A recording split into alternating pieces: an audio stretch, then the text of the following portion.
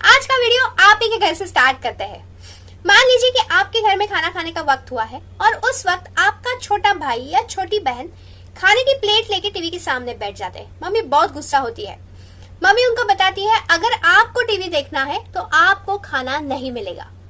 दूसरे दिन आप भी ऐसे ही करते हो, आपको भी सेम ही रूल अप्लाई होता है। तो ऐसे करते करते वो एक दिन का रूल आपके घर का लॉ बन जाता है, ट्रेडिशन बन जाता है।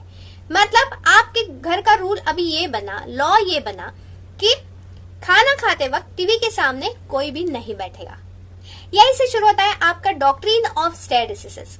Stair decisis means to stand by what is decided.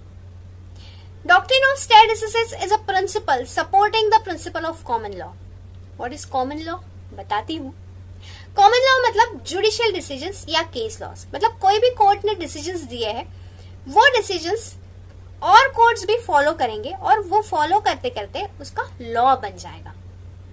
Doctrine of stare decisis imposes obligation on the courts to follow the same principle established by previous decisions while deciding the case where facts are similar. एक example से समझते हैं। देखिए ये court है, इस court ने एक डिसीजन दिया है और ये दूसरा कोर्ट है, दूसरी कोर्ट के सामने सेम ही फैक्ट्स आए हैं जो इस कोर्ट के सामने थे। अभी इन फैक्ट्स को मतलब इस केस को इस कोर्ट को डिसाइड करना है। तो ये डिसाइड करते वक्त इस कोर्ट ने जो डिसीजन दिया है, ये डिसीजन ये कोर्ट फॉलो करेगा। उसे बोला जाता है डॉक्ट्रिन ऑफ स्टेयर डिसीसेस। और एक एग्जांपल से समझाती हूँ। मान लीजिए कि एक स्कूल का क्लासरूम है, उस क्लासरूम के बच्चों को एक डेडलाइन दिया था होमवर्क सबमिशन के लिए। सारे बच्चों ने होमवर्क सबमिट किया, लेकिन उसमें से एक बच्चा है उसने होमवर्क सबमिट नहीं किया।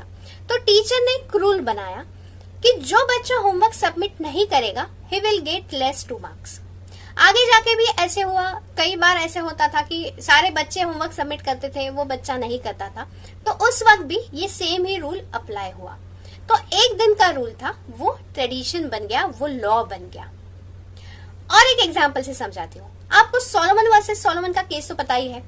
उसमें क्या प्रिंसिपल आया था? Separate legal entity of a company.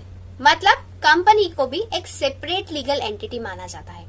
तो ये जो प्रिंसिपल था, ये ली वर्सेस ली के केस में भी अप्लाई हुआ और वोडाफोन के केस में भी अप्लाई हुआ।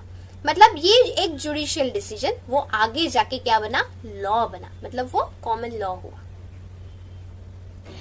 एक क्विक रिकैप करते हैं। First time is a decision, next time it becomes a tradition, and in law that tradition is a stare diseases.